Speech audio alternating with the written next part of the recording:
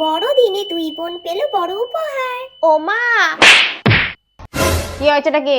কালকেটা তো বড়দিন, আমার জন্য একটা ক্রিসমাস ট্রি এনে দেবে আর একটা পুতুল।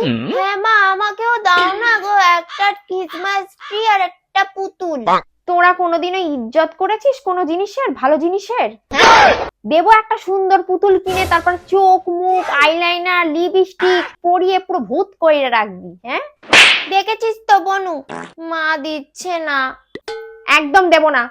চল আমরা সান্টা দাদুকে একটা চিঠি লিখি। হ্যাঁ ঠিকই বলেছিস, শুনেছি আজকে রাতে সবাই এটা করবে। আমি শুনেছি সান্টা দাদু নাকি সবার উইশ পূরণ করে। আমারও হয়ে গেছে লেখা। হ্যাঁ চল এটা এবার বালিশের পাশে রেখে ঘুমিয়ে পড়ি। সান্টা দাদু সকালবেলা এসে আমাদের গিফটটা দিয়ে যাবে, বুঝেছিস? চল চল চল।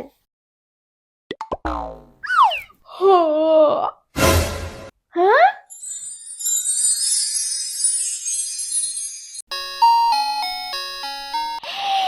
সান্টা দাদু কত সুন্দর গিফট দিয়ে গেছে, পুতুল দিয়ে গেছে, আবার কেক, আবার গিফট। সান্টা দাদু আমাদের সব কথা শুনেছে।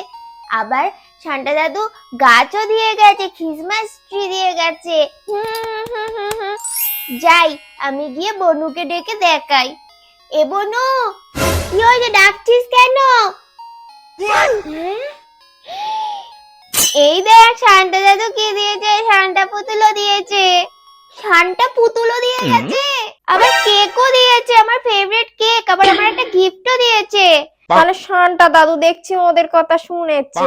কেকটা আবার এক্সট্রা বেশি দিয়ে গেছে, আমরা তো কেক চাইও নি। তা দেখছি সান্টা দাদু তোমাদের একটা করে বোনাসও দিয়েছে সাথে।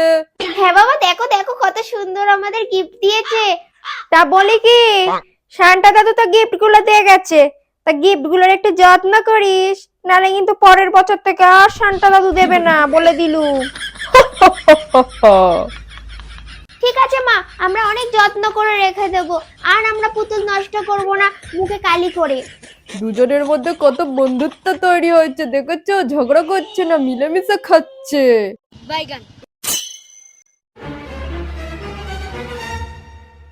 তুই সবটা কেন গেলি? তা খাওয়ার জিনিস খাবো না?